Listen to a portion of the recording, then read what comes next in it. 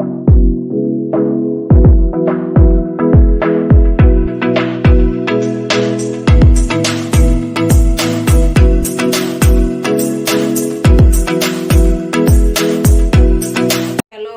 எப்படி இருக்குங்க? நல்லா இருக்கிறீங்களா? இன்னைக்கு அஸ்வினி சீக்ரெட் சமையலில் வந்து நம்ம வந்து என்ன பண்ண போகிறோம்னா, இட்லி மாவில் போண்டா போட போகிறோங்க. இட்லி மாவில் செஞ்சால் ரொம்ப டேஸ்டியாக இருக்கும். ஆனால் இட்லி மாவு எல்லார் வீட்லேயும் இருக்கும். நம்ம இட்லி மாவில் எப்படி போண்டா போடுறது பார்க்கலாம். பாருங்கள், நான் மாவு எடுத்து வச்சுருக்கேன். நல்லா கெட்டி மாவாக இருக்கணும், தண்ணி மாவு இருக்கக்கூடாது. இட்லி மாவு கெட்டியாக இருக்கிற மாவு போட்டுக்கோங்க. பாருங்கள், நான் ஒரு 2 கப்பு மாவு எடுத்து வச்சுக்கிறேன். நம்ம இதில் வந்து என்னென்ன போடலான்னு பார்க்கலாமா? வந்து இந்த இட்லி மாவில் உப்பு போடலை. உப்பு நீங்கள் போடலன்னா உப்பு போட்டுக்கோங்க. நான் உப்பு போட்டுக்கிறேன். நீங்கள் உப்பு போட்டு இருந்தால் போடாதுங்க. அது கூட இட்லி சோடா போடல, நான் கொஞ்சம் இட்லி சோடா போட்டுக்கலாம். இட்லி சோடா கொஞ்சோண்டு போட்டுக்கோங்க, ஒரு சிட்டிக்கு போட்டு இதை வந்து கொஞ்சம் நல்லா மிக்ஸ் பண்ணிவிடுங்க. மிக்ஸ் பண்ணிவிட்டு இதில் என்னென்ன போடணும்னு நான் சொல்கிறேன்.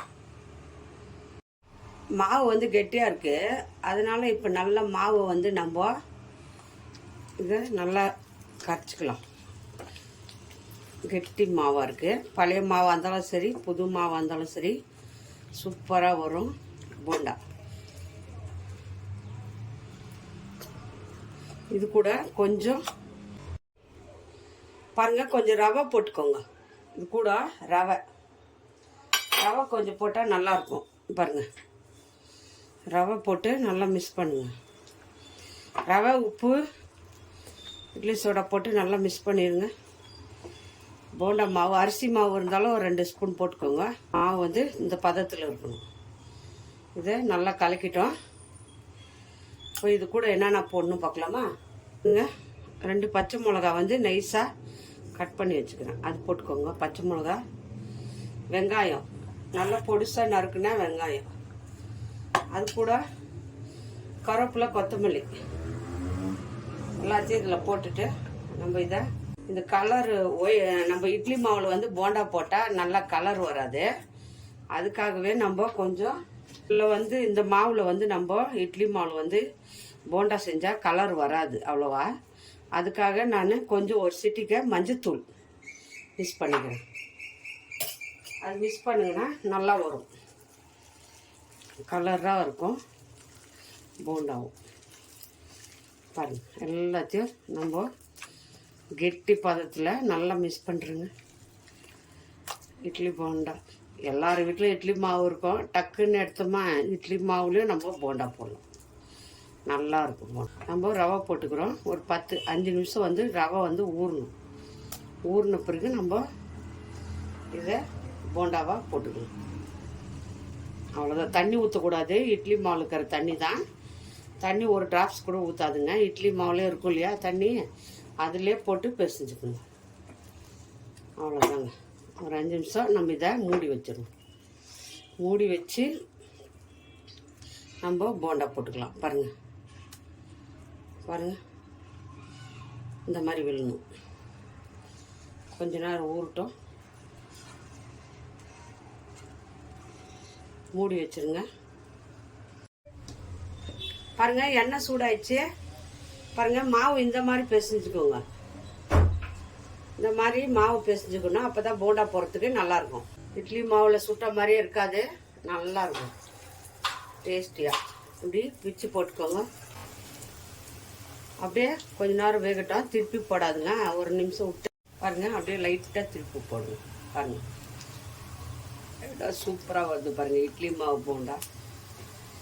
சிம்பிளாக எல்லார் வீட்லேயும் இட்லி மாவு இருக்கும், டக்குன்னு எடுத்துக்கலாம். ஆனால் ஒரு மாதிரி நல்லா பயங்கர டேஸ்டியாக இருக்குங்க. இட்லி மாவில் போண்டா போட்டால் ரொம்ப டேஸ்டியாக இருக்கும். கடல மாவு விட சூப்பராக இருக்கும். உளுந்து இருக்கும் அதில், இட்லி மாவில் பச்சரிசி, புழுங்கரிசி எல்லாமே இருக்கும். நம்ம அதில் டேஸ்டியாக இருக்கும் இல்லைங்களா போண்டா போட்டால்.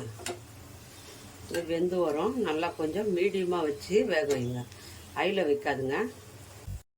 பாருங்கள், நல்லா வெந்துடுச்சு. இப்போ எடுத்துக்கலாம் போண்டாவை. இப்போ எடுத்துக்கலாம் பாருங்கள். என்ன சூப்பராக கலராக நல்லா உள்ளே சாப்பிட்டா மேலே மொறு மொறு மொறுன்னு இருக்குங்க.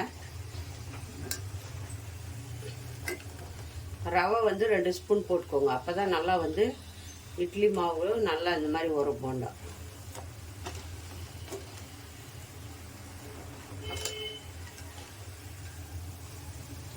பாருங்க எப்படி வந்துருக்கு பாருங்க, கலர்ஃபுல்லாக இருக்கு போண்டா, சூப்பராக இருக்கு.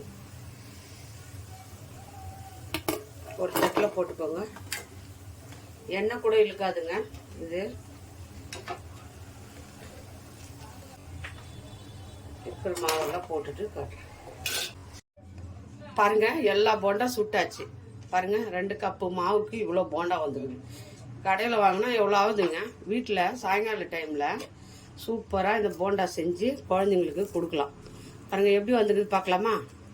பாருங்கள் எவ்வளோ சாஃப்டாக இருக்குது போண்டா. பாருங்கள் இட்லி மாவு போண்டா சொல்லவே மாட்டாங்க. நல்லா சூப்பராக வந்துருக்குது.